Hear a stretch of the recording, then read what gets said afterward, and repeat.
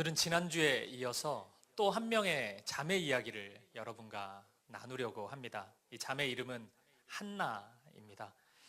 지난주 살펴보았던 나옴이나 룻 못지않게 이 한나라는 자매는 큰 고통과 절망의 시간을 보내고 있습니다.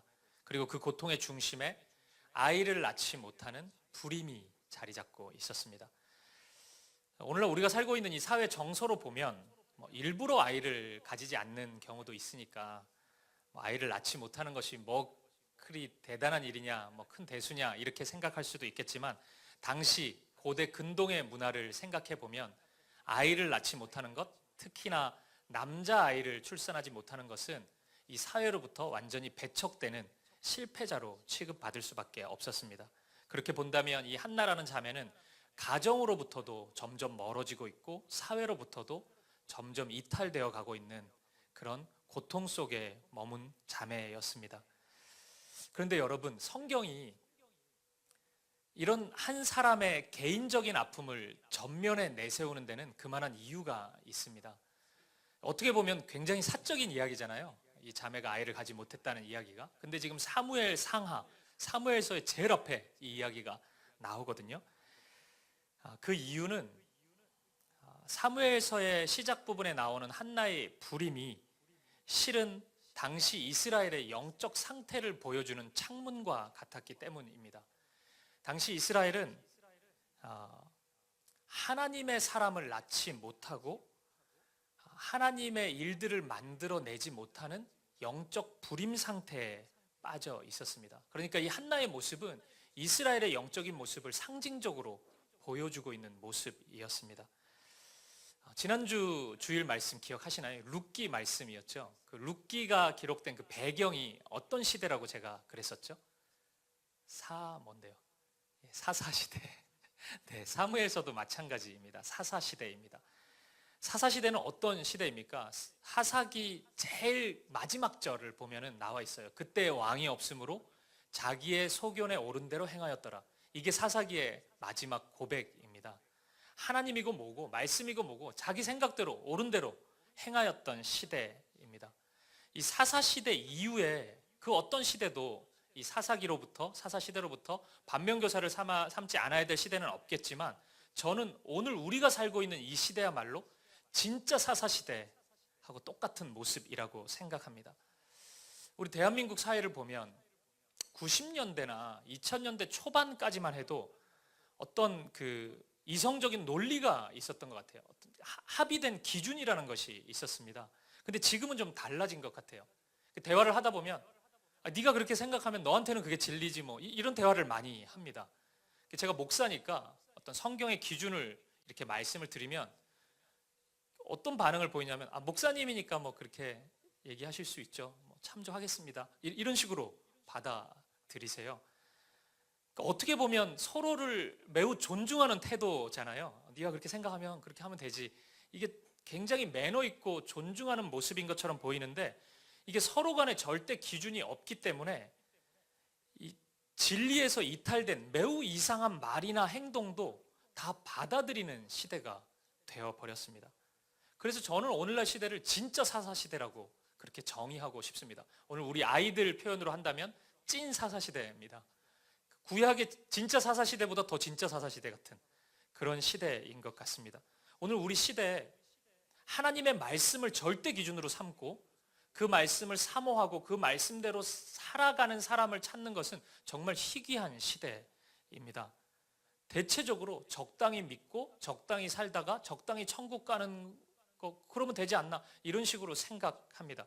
그렇다 보니 교회 공동체 안에도 약간 세속적인 모습은 다 용인하는 모습입니다. 제가 이제 개척을 준비하면서 이것저것 구입할 물건들이 많이 있었잖아요. 그래서 물건도 사고 또 계약도 하고 그랬습니다. 근데 진짜 많이 들었던 이야기가 있어요. 목사님, 이거 다 이렇게 합니다. 이게 세상에서 다 이렇게 하고, 제가 교회도 많이 해봤는데 교회도 다 이렇게 합니다. 이런 이야기들을 저한테 많이 하시더라고요. 그러면서 본인이 원하는 대로 하면 된다는 거예요. 세상 사람들이 교회를, 목사를, 그리스도인들을 만만하게 보기 시작했습니다. 당신들 교회 다닌다고 하지만 속으로는 다 똑같잖아. 욕심 부리잖아. 돈 많이 가지면 더 좋잖아. 이런 식으로 은근히 조롱하는 시대가 되어버렸습니다. 이런 면에서 우리는 오늘 본문의 말씀에 주목하지 않을 수 없습니다. 영적으로 어두운 시대, 사사시대, 그 시대를 향한 하나님의 말씀은 무엇일까요? 하나님의 대안은 무엇일까요? 오늘 우리 시대가 구약의 사사시대보다 더 진짜 사사시대처럼 보이는데 오늘 우리에게 원하시는 것은 무엇일까요? 오늘 본문은 그 답을 우리에게 제시해주고 있습니다.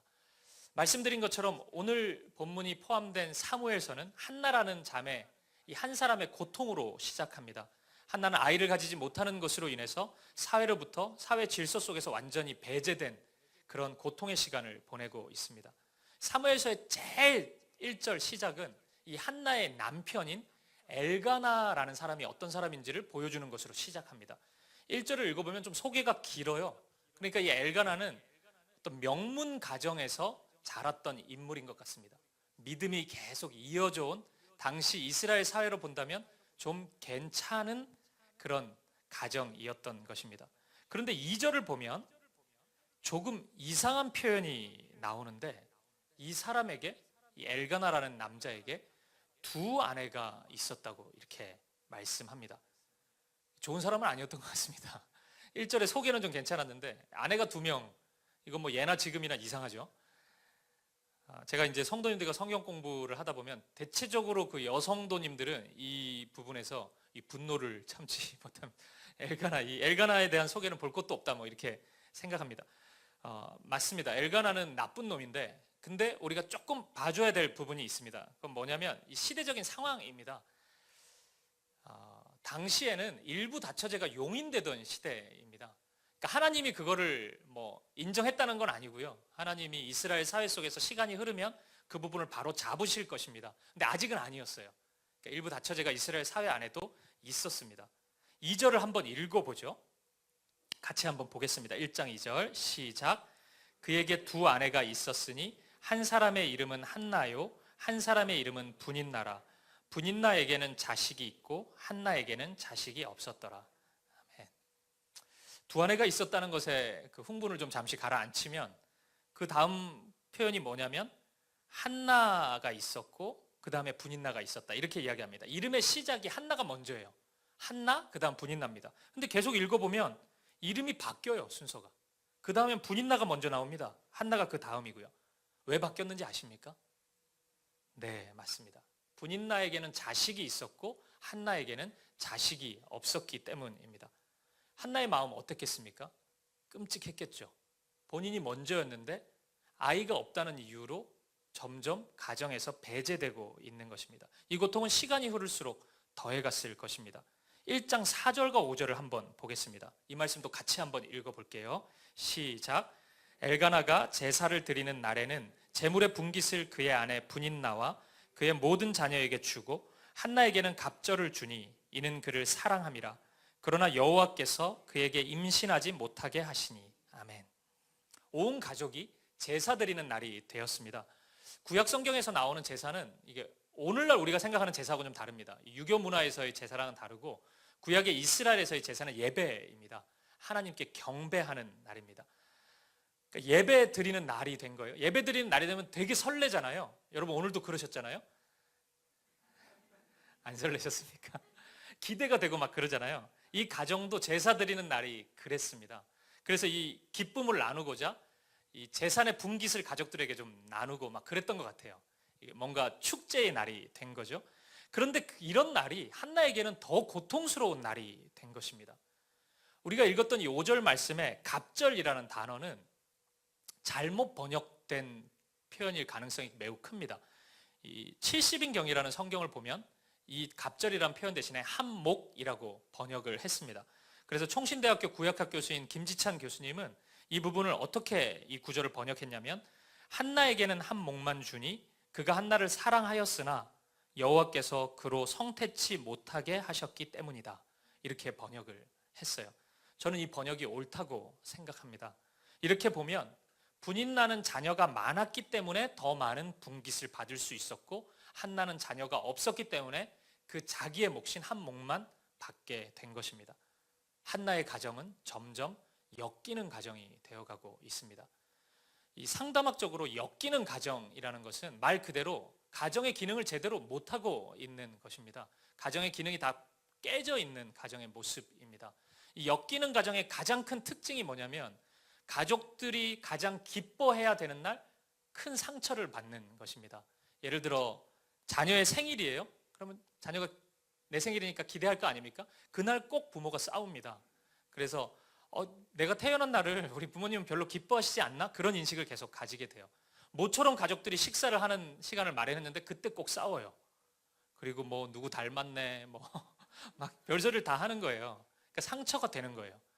엮이는 가정의 특징입니다. 여러분 가족들이 모였을 때 자꾸 싸우기 시작하면 엮이는 가정을 의심해야 됩니다. 지금 한나의 가정이 그렇게 되고 있습니다. 한나의 고통이 나의 고통을 넘어서서 가정의 고통으로 이어지고 있는 것입니다. 이 고통이 얼마나 큰지 한나는 아무것도 먹지 못하는 섭식장애에 빠지고 맙니다. 오늘 사무엘상 1장 7절을 한번 읽어보겠습니다. 이 말씀도 같이 한번 읽어보죠. 시작. 매년 한나가 여호와의 집에 올라갈 때마다 남편이 그같이 하매 분인나가 그를 격분시키므로 그가 울고 먹지 아니하니. 아멘. 하나님을 예배할 때마다 더 고통스러운 감정이 찾아오니 한나는 자신의 마음을 이루 표현하기 힘들었을 것입니다. 근데 안 그래도 힘들어 죽겠는데 이 분인나라는 여자가 이때마다 한나의 마음을 살살 격분시켰던 것 같아요. 그러니까 한나는 아무것도 먹지 못하는 상태에 이르렀습니다. 보십시오. 예배의 시간이에요. 그러면 하나님 앞에 서는 시간이고 회복을 기대하고 하나님의 은혜를 기대하는 시간이잖아요. 그런데 오히려 한나에게는 이 시간이 오지 않았으면 하는 시간이 되어버렸습니다. 하나님 앞에 나아가는 것이 더 고통스러운 시간이 되었어요. 나에게 찾아온 이 결핍이 더 부각되는 그 시간이 되어버린 것입니다. 저는 우리 사김의 교회가 건강한 교회가 되기를 간절히 소망하고 늘 기도하는데 그 이유가 여기에 있습니다. 건강한 교회가 돼야지 예배를 통해서 하나님의 은혜를 경험할 수 있기 때문입니다. 만약 우리가 예배의 자리에 나와왔는데 하나님의 말씀을 듣지 못하고 하나님의 은혜를 경험하지 못하기 시작하면 그것만큼 고통스러운 일이 없습니다. 그리고 더군다나 그냥 은혜가 경험 안 돼도 힘든데 내 마음을 격동시키는 일들이 일어나고 그런 사람들이 막 득시득시 거리기 시작하면은 거기는 천국을 기대하기는 굉장히 어려운 공동체가 될 수밖에 없습니다. 보십시오. 우리 교회 만약에 분인나로 가득하고 그래서 예배 자리에 오는데 막 안내부터 분인나가 안내하는 거예요. 내 마음을 막 긁어내고 내 상처를 막 떠오르게 하고 다락방 시작하는데 가보니까 막 분인나로 가득해요. 내 상처를 자꾸 긁어요. 들춰내요. 이러면 너무 힘들지 않겠어요? 다행히도 우리 사김의 교회 분인나는 없는 것 같아요. 딴 데 다 갔습니다. 분인나는 없어요. 근데 우리가 그렇게 늘 기도해야 되는 거죠. 우리가 은혜를 기대하는 그 자리에 하나님이 예비하신 은혜를 받는 것 그것만큼 기쁘고 감사한 일이 없거든요. 지금 한나는 그 자리에서 가장 큰 고통을 경험하고 있는 것입니다. 예배 시간이 자신의 아픔과 슬픔이 더 드러나는 자리가 되었습니다. 하나님으로부터 버려진 것 같은 기분을 느꼈을 것입니다. 물론 한나의 남편인 엘가나의 인간적인 노력도 있었습니다. 1장 8절을 한번 읽어보죠. 제가 읽어볼게요. 그의 남편 엘가나가 그에게 이르되 한나여 어찌하여 울며 어찌하여 먹지 아니하며 어찌하여 그대의 마음이 슬프냐 내가 그대에게 10 아들보다 낫지 아니하냐 하니라. 말도 안 되는 이야기를 엘가나가 하고 있죠. 본인의 수준을 지금 모르고 있습니다. 남편이. 이 성경에서 읽고 나서 자매들이 웬만해서는 아멘을 안 하는 대표적인 구절 중에 하나입니다. 내가 10 아들보다 낫다고 남편이 근거 없는 자신감을 보이고 있습니다. 제가 수년 전에 그 분당 우리 교회 어머니 기도회에서 한나를 주제로 특강을 한번 한 적이 있어요. 근데 이 말씀을 읽었는데 아멘이 아니라 야유가 나오는 경험을 제가 다 어머니들만 있으니까 거의 그 여성분들은 기승전 남편일 가능성이 크잖아요. 많이 힘들어 하시더라고요. 지금 한나는요, 어떤 인간적인 말로도 어떤 인간적인 노력으로도 그 마음을 채울 수 없는 상태입니다. 여러분, 한나는 이제 뭐 해야 됩니까? 무엇을 할 수 있습니까? 이 관심을 가지고 한나가 무슨 행동을 하는지 우리가 주목해 보겠습니다. 오늘 본문의 10절 말씀입니다. 이 말씀 같이 한번 읽어보겠습니다. 시작. 한나가 마음이 괴로워서 여호와께 기도하고 통곡하며. 아멘. 이 짧은 한 절의 말씀은 이 한나의 상황을 완전히 뒤집어 버리는, 역전시키는 한 구절입니다. 잘 보십시오. 한나가 괴로웠습니다. 여기는 다 동의하시죠? 그걸로 괴로워하면 안 된다고 이렇게 얘기하실 분은 없죠. 한나는 괴로웠습니다. 그러면 한나가 괴로웠다. 그러면 그 다음에 어울리는 문장은 무엇이겠습니까? 한나가 마음이 괴로워서 소리 질렀다. 이거 괜찮죠? 그러니까 소리를 지르는 걸 옹호하는 게 아니고 문장이 자연스럽죠. 한나가 마음이 괴로워서 분인나 애들을 불러다가 때렸다. 이것도 뭐 아동을 학대하는 것은 옳지 않지만 그 감정은 이해가 되죠. 문장이 괜찮습니다. 마음이 괴로워서 우울증에 걸렸다. 그래서 치료받고 있다. 이것도 문장이 괜찮습니다. 마음이 괴로워서 밤새 술을 마셨다. 이것도 괜찮죠. 마음이 괴로워서 자살 시도를 했다. 이것도 뭐 이런 걸 다 인정하는 건 아니지만 문장이 자연스럽잖아요. 마음이 괴로워서 그 다음 한나는 뭐 했습니까? 그런데 마음이 괴로워서 하나님께 기도하고 통곡했다고 말씀하고 있습니다. 한나는 이 고통스러운 상황을 믿음으로 돌파하기로 결단한 것입니다. 그리고 이 모습이, 괴로워서 기도했다는 이 모습이 오늘 우리와 한나의 가장 큰 차이입니다. 한나는 괴로운 마음을 인간적으로 풀려고 하지 않았습니다. 하나님께 나아갔습니다. 자신의 상황에 집중하는 대신 하나님만을 바라보기로 결단한 것입니다. 한나가 어떻게 해서 이 정도의 믿음을 가지게 되었는지 사무엘서는 설명하지 않습니다. 하지만 사무엘서를 좀 읽어보면 유추해 볼 수는 있습니다. 아마도 한나는 자신의 모든 삶의 상황들이 하나님의 손 아래에 있다고 믿었던 것 같습니다. 모든 것이 하나님의 인도하심 속에 있다고 믿었던 거예요. 그렇게 믿다 보니까 지금 고통스러운, 죽고 싶은 이 현실도 하나님이 허락하셨기 때문에 일어난 일이라고 믿었던 거예요. 그러니까 해결책이 어떻게 됩니까? 이 문제를 해결하실 분이 하나님이라고 생각한 것입니다. 이 고통을 허락해 주신 분도 하나님이시니까 이것을 해결하실 분도 유일한 한 분, 하나님밖에 없다고 한나는 생각하는 것입니다. 문제를 돌파할 해답을 하나님께 둔 것입니다. 오늘 본문 15절을 보면 이 믿음을 가지고 한나가 어떤 기도를 드렸는지가 잘 나옵니다. 15절 말씀 같이 한번 읽어보겠습니다. 시작. 한나가 대답하여 이르되 내 주여 그렇지 아니하니이다.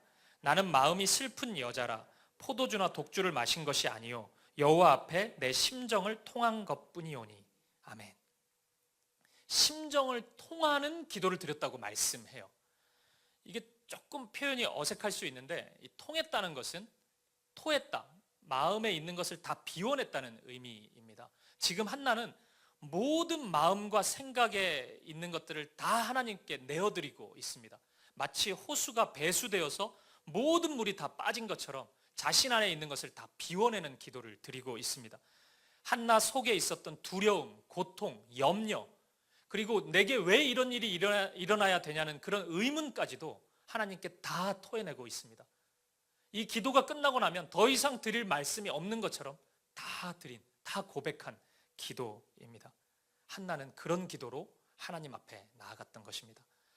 사랑하는 여러분, 하나님이 이런 기도를 기뻐하십니다. 한나의 이런 모습을 기뻐하셔요. 오늘 우리에게 질문하지 않을 수 없습니다. 여러분은 언제 이런 기도를 드려보셨습니까? 마음이 통하는 기도, 하나님께 통하는 기도, 다 토해내는 기도, 내 모든 것을 다 아뢰는 기도, 여러분은 드려보신 적이 있으십니까? 만약 있으시다면 그것은 언제입니까? 5년 전입니까? 10년 전입니까? 아니면 기억이 잘 나지 않습니까? 반대로 우리가 이런 기도를 드려본 적이 없고 지금 드리지 못한다면 그 이유는 무엇입니까? 한나처럼 간절하지 않기 때문입니까? 한나처럼 갈급한 상황이 우리에게 그만한 기도 제목이 없기 때문입니까? 저에게 적용했을 때 저는 그렇지 않았습니다. 저에게는 기도해야 될 허다히 많은 이유가 있었습니다. 그리고 여러분들도 다르지 않을 것이라고 생각합니다. 성도님들의 기도 제목을 접하다 보면 기도밖에 답이 없다는 생각을 많이 합니다. 여러분들도 기도해야 될 이유들로 가득할 것입니다. 그런데 우리는 왜 한나처럼 기도하지 못하고 있습니까? 우리가 가지고 있는 기도에 대한 잘못된 오해들이 있습니다. 그것은 좀 적당한 뜨거운 기도, 또 마음을 토하는 이런 기도가 될 만한 어떤 필수 조건들이 좀 갖추어져야 된다는 생각입니다. 내가 기도하러 나오면 내 마음을 열어줄 수 있는 찬양이 좀 있고, 또 말씀을 전하는 설교자가 좀 하나님을 의지할 수 있는 그런 적절한 도전을 주는 메시지를 전하고, 아니면 내 옆에 있는 사람들의 기도가 내 죽은 기도마저 좀 살려낼 수 있는 뜨거운 열정의 기도, 그것도 아니라면 좀 예배실, 기도실의 온도라도 좀 맞춰주든지, 이렇게 너무 덥잖아 이런 거라도 좀 맞춰주는 이런 조건들을 우리는 기대하지 않습니까? 그래서 이래서 기도 못하고 저래서 기도 못하고 내가 기도 안 하는 이유가 있어요, 기도할 만한 상황이 아니에요, 이런 이야기들을 너무나 쉽게 하지 않습니까? 여러분, 한나를 보십시오. 한나는 기도할 만한 상황입니까? 한나는 기도할 만한 조건들이 다 갖추어졌습니까? 결코 그렇지 않았습니다. 한나 개인의 상황도 어려웠지만 한나 당시의 제사장이 엘리였습니다. 그리고 두 아들 홈니와 비느하스라는 친구들이 제사장으로 사역하고 있을 때입니다.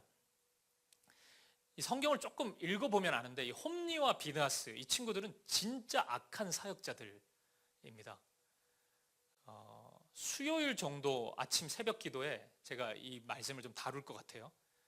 몇 주 전부터 계속 새벽 예배 광고를 하는 것 같은데, 어쨌든 이 홈니와 비느하스, 엘리, 그러니까 우리가 여러분 인생 살면서, 신앙생활 하면서 진짜 나쁜 목회자들 만나보셨죠? 끄덕이지 마시고 속으로. 진짜 나쁘고 상식 밖의 목회자들이 있었잖아요. 저도 많이 만났습니다. 그 나쁜 모습을 다 모아도 홈니와 비느하스를 따라갈 수가 없습니다.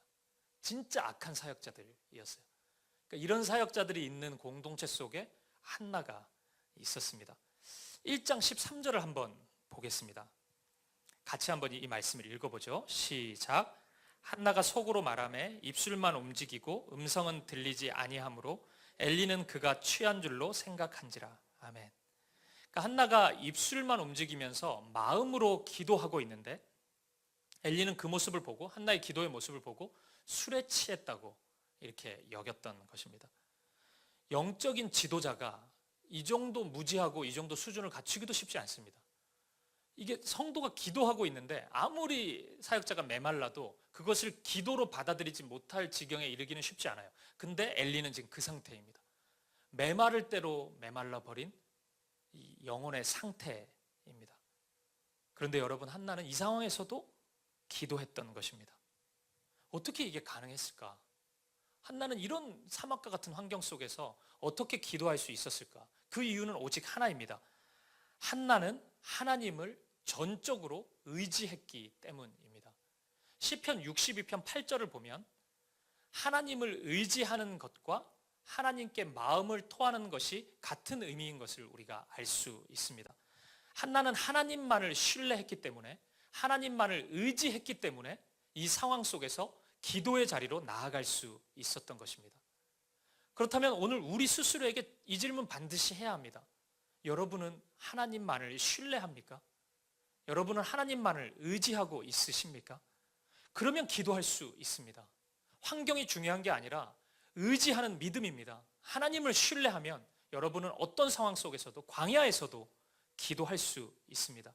여러분, 오늘 만약 여러분이 고통의 시간을 보내고 있고 한나와 내가 너무 비슷한 점이 많다라고 생각하는 분이 있다면 하나님을 신뢰하십시오.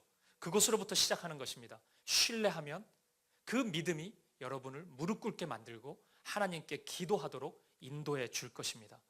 한나는 그렇게 기도했습니다. 신뢰하는 믿음으로 기도했습니다. 그리고 동시에 한나는 엄청난 믿음의 결단을 합니다. 오늘 본문 11절 말씀, 우리가 이 말씀도 같이 한번 읽어보겠습니다. 시작. 서원하여 이르되 만군의 여호와여, 만일 주의 여종의 고통을 돌보시고 나를 기억하사 주의 여종을 잊지 아니하시고 주의 여종에게 아들을 주시면 내가 그의 평생에 그를 여호와께 드리고 삭도를 그의 머리에 대지 아니하겠나이다. 아멘. 한나는 만약 하나님이 나에게 아들을 주신다면 가위를 그 아들의 머리카락에 대지 않고 자르지 않겠다고 그렇게 약속합니다. 이 구절을 처음 읽은 분들은 이게 무슨 말인가 싶으실 거예요. 뜬금없이 왜 이발을 안 시키나 뭐 이렇게 생각할 수 있는데, 이 표현은 그 당시에 하나님께 드려졌던 나시린을 표현하는 말씀입니다. 나시린이라는 이 단어의 뜻은 세상과 구별된 사람이라는 뜻입니다.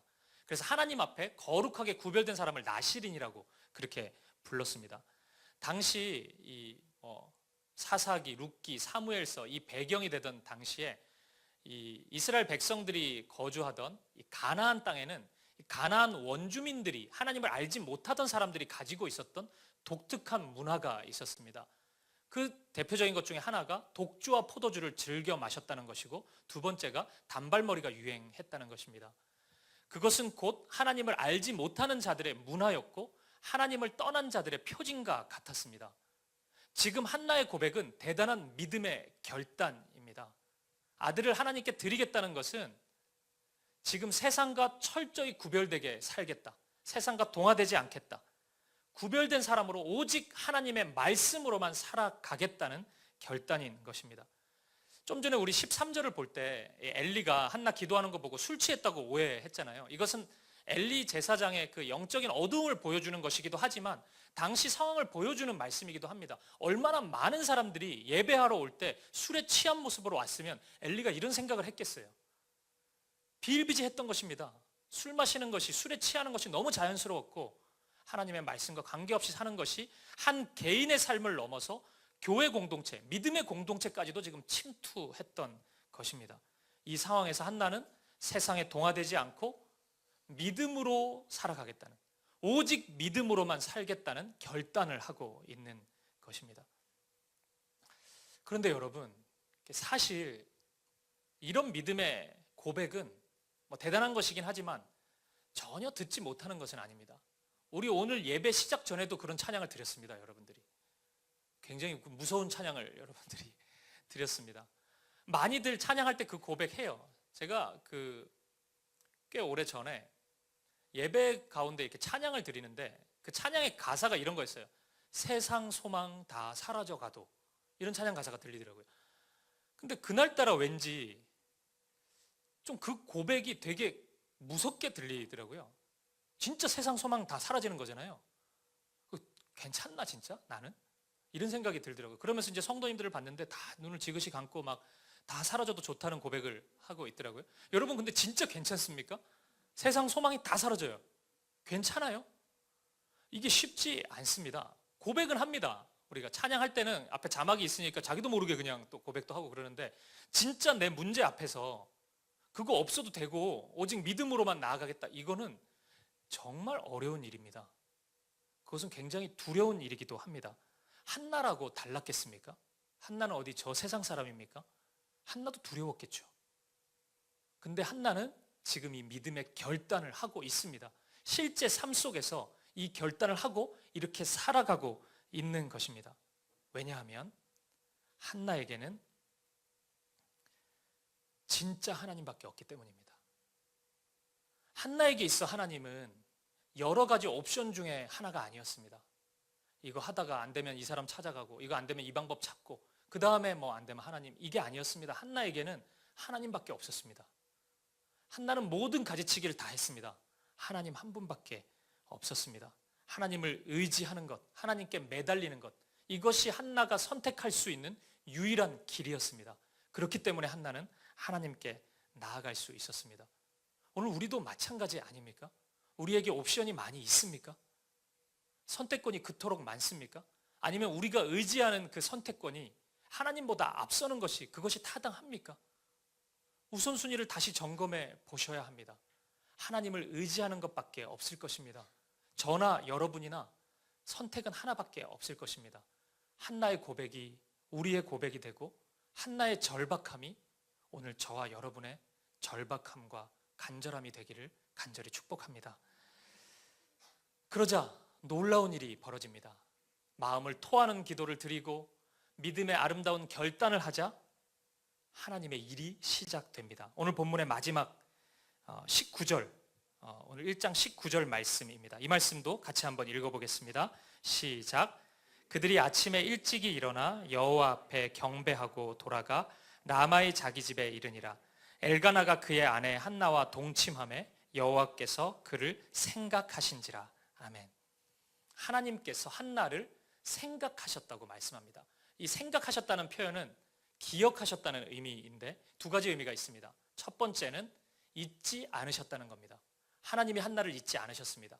고통 가운데 있을 때 모두가 다 한나를 버리고 한나는 이제 실패했다, 가능성이 없다라고 이야기할 때 그 순간에도 하나님은 한나를 기억하고 계셨습니다. 잊지 않으셨습니다. 한나 옆에 함께 하셨습니다. 하지만 더 적극적인 두 번째 의미가 있습니다. 생각하다, 기억하다는 의미는 이제 하나님이 일하실 때가 되었다는 의미입니다. 구약 성경을 보면 하나님이 생각하셨다, 하나님이 기억하셨다는 표현이 제법 자주 나옵니다. 하나님 나오고 생각 나오고 하나님 나오고 기억 나오면 이거 수고입니다. 외우면 됩니다. 이제 하나님이 일하실 때가 됐다. 하나님의 시간이 이르렀다. 그런 의미입니다. 이제 하나님이 일하십니다. 한나를 그냥 홀로 두시지 않습니다. 한나의 삶에 개입하실 것입니다. 1장 18절에 나와 있는 것처럼 한나의 슬픔을 기쁨으로 바꿀 것입니다. 한나에게 아들 사무엘을 줄 것입니다. 그리고 그 아들은 단순히 한 가정의 기쁨이 되는 것이 아니고 그것을 넘어서 죽어있는 이스라엘을 살리는 하나님의 사람이 될 것입니다. 한나를 통해서 하나님의 놀라운 뜻과 계획이 이제 시작될 것입니다. 그것을 하나님은 하나님의 때를 기다렸다가 이제 하나님이 생각하신, 기억하신 때가 되었기 때문에 하나님은 그 일을 반드시 이루어 가시는 것입니다. 사랑하는 여러분, 말씀을 마무리하겠습니다. 오늘 한나가 처한 모든 고통의 상황은 이스라엘의 영적인 모습을 보여주는 창문이라고 말씀드렸습니다. 그렇다면 믿음의 사람을 낳지 못하는 영적 어두움, 믿음의 일들이 일어나지 않는 영적인 어두움, 그 상황 속에서 하나님이 찾으시는 사람은 어떤 사람이겠습니까? 엘리나 홈리나 비느하스처럼 그냥 종교 제도 안에 머물러서 자기가 목사고 자기가 장로고 자기가 권사고 집사라는 그 직분 하나 의지한 채 하나님을 사랑하지도 않고 하나님과 친밀히 교제하지도 않는 그런 사람을 하나님이 찾으시겠습니까? 아니면은 한나 남편 엘가나 나쁜 건 아닌데 예배 자리도 잘 가고 하는데 그런 사람을 하나님이 찾으시는 한 사람으로 두시겠습니까? 아닙니다. 하나님이 찾으시는 사람은 한나처럼 기도하는 사람입니다. 한나처럼 자신의 마음을 다 토해서 기도하는 사람입니다. 하나님이 찾으시는 사람은 한나처럼 믿음의 결단을 이루어내는 사람입니다. 한나 같은 사람 한 사람만 준비되면 하나님이 생각하십니다. 하나님이 기억하십니다. 하나님이 하나님의 일을 이루어 가십니다. 오늘 저와 여러분은 어떤 모습입니까? 오늘 저와 여러분은 고통과 절망의 순간에 무엇 하는 사람입니까? 한나가 마음이 괴로워서 여호와께 기도하고 통곡하며 이 한 절의 말씀이 이 말씀 속에 저와 여러분의 상황을 대입해버리면 어떤 문장이 나옵니까? 여러분은 마음이 괴로울 때 무엇을 하는 사람입니까? 나 홀로 있을 때 그 괴로운 순간에 어떤 결정을 하는 사람입니까? 하나님은 오늘 우리의 기도를 기다리십니다. 우리가 마음을 토하고 다 내려놓는 그 기도를 하나님은 오늘도 기다리고 있습니다. 그리고 삶의 작은 갈림길에서 믿음의 결단을 하기를 기다리고 계십니다. 말씀대로 내가 살아가겠다. 아주 작은 갈림길이지만 세상 사람들 다 이 길로 갈 때 나는 그 반대의 길을 걷겠다.